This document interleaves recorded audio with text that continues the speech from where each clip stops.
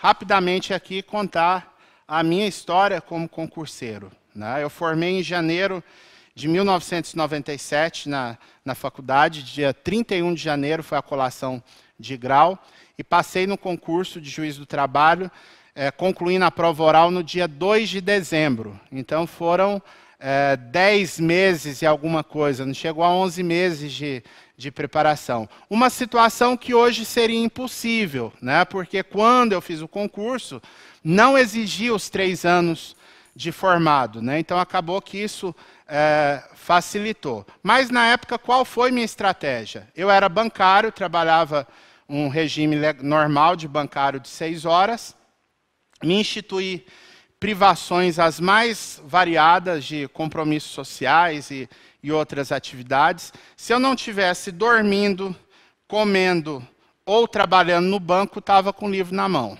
né?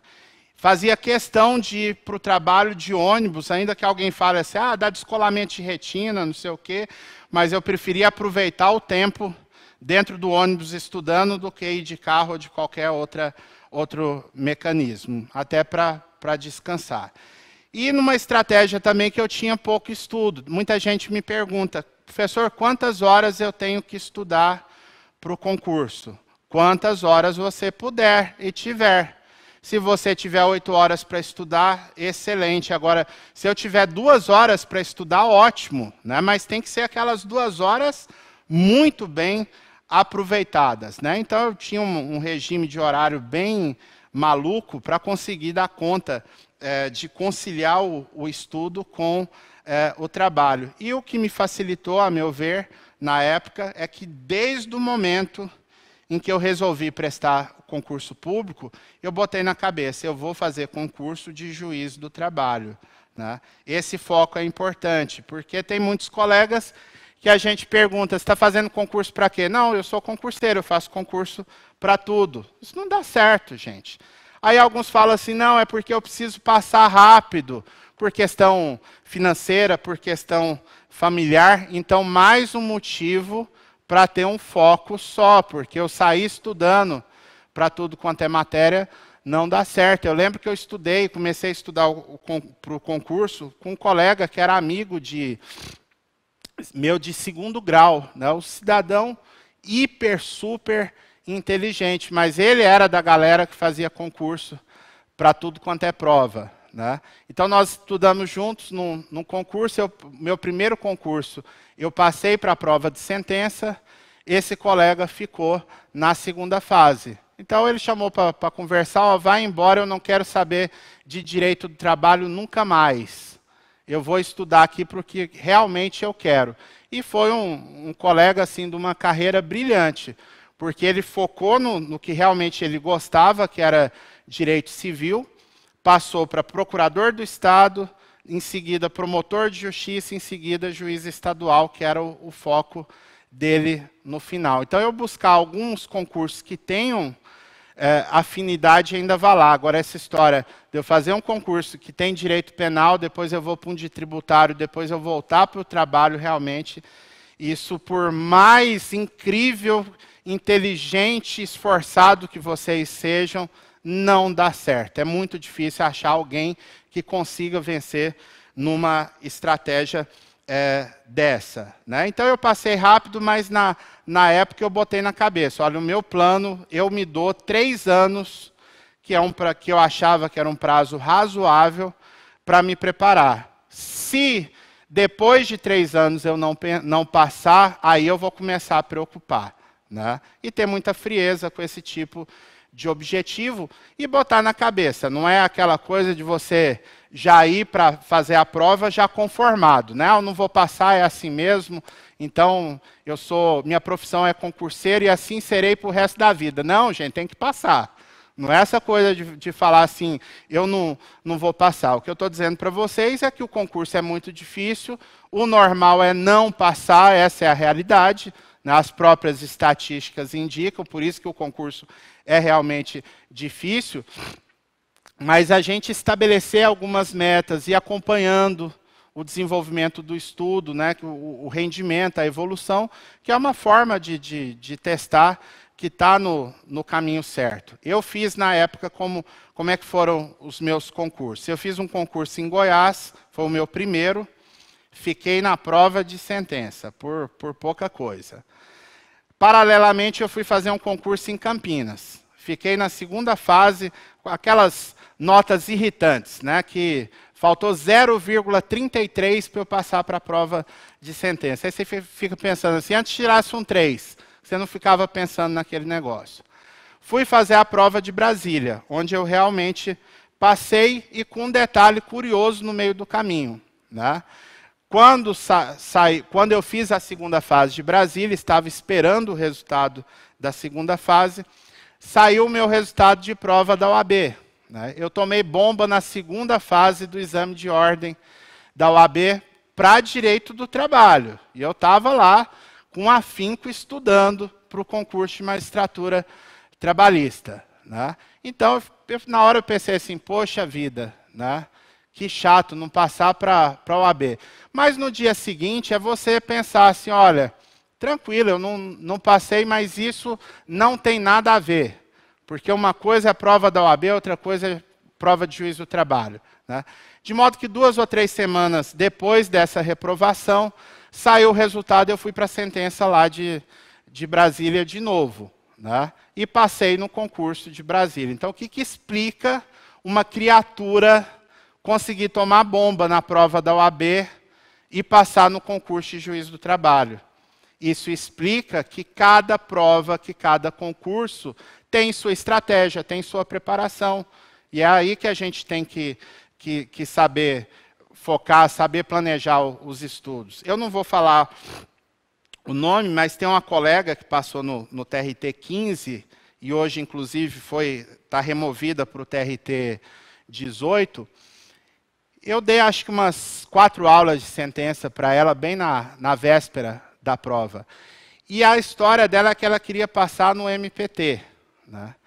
Então, raras vezes eu vi uma pessoa com uma redação tão impecável, com argumentos tão fechados, mas na preparação de sentença, eu fui podando, falou, olha, você não vai passar no concurso desse jeito. Esquece que existe MPT na face da terra. Você vai fazer um concurso de juiz do trabalho. Tem que ser objetivo. É bonito falar lá da história da OIT, do capitalismo, da Revolução Industrial. Mas esse não é o foco da sentença.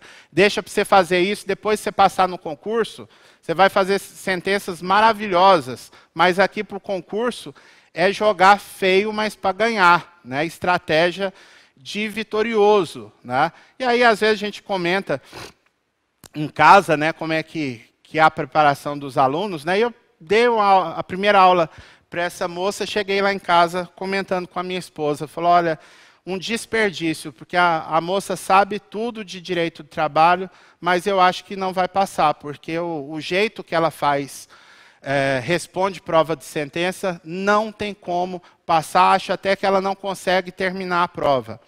2 aulas depois, a prova era no sábado, eu fui dar uma aula para corrigir uma sentença dela na quinta-feira. E cheguei lá dizendo, olha, eu não sei o que você fez, mas se você fizer uma prova nesse estilo, você está dentro. Você conseguiu aqui eliminar, exorcizar o que está te atrapalhando. Show MPT. Né? E realmente ela foi lá, fez a prova, passou, beleza. E o contrário também. Se fizer uma prova de MPT com cabeça de juiz, não vai dar certo, porque o estilo da prova, o que se espera do candidato, é diferente. Então, dentro dessa ligeira experiência, aí passei no concurso lá de Brasília, na época em 6º lugar, tomei posse, vou fazer agora 20 anos de magistratura, fiquei em Brasília 1 ano praticamente, fiz concurso de novo em Goiás eu passei em 1º lugar. Né? Uma média um pouquinho alta, eu terminei o concurso com 9,67, né? Mas sobrei um pouquinho, né? Mas porque eu fiz provas realmente muito boas, que acho que hoje até eu não daria conta de fazer, né, que estava muito afiado. Então, a gente separou aqui algumas, acho que são diretrizes que a gente tem que seguir, né? Consciência do desafio, né? Concurso é difícil mesmo, não adianta, né? A gente tem que ter essa consciência, até para conversar com família, com amigos, para ter uma compreensão, o apoio necessário, para não desesperar, né? Mas também saber que tem que planejar e adotar a estratégia certa. O foco, né, de estudar, fazer render o estudo, estudar aquele conjunto de matérias que são de juízo do trabalho, não ficar dando tiro para todo lado que não funciona.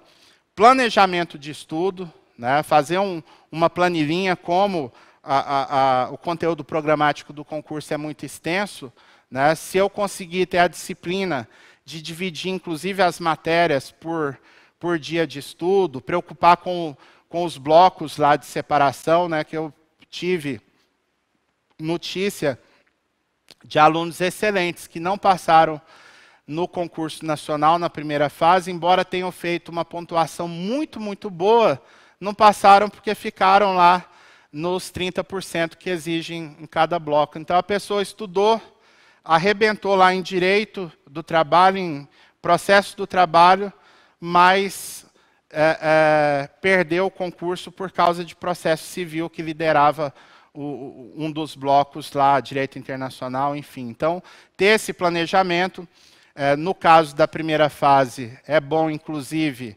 fazer exercícios diariamente, né? Não fazer o exercício no dia que eu estudo a matéria, né?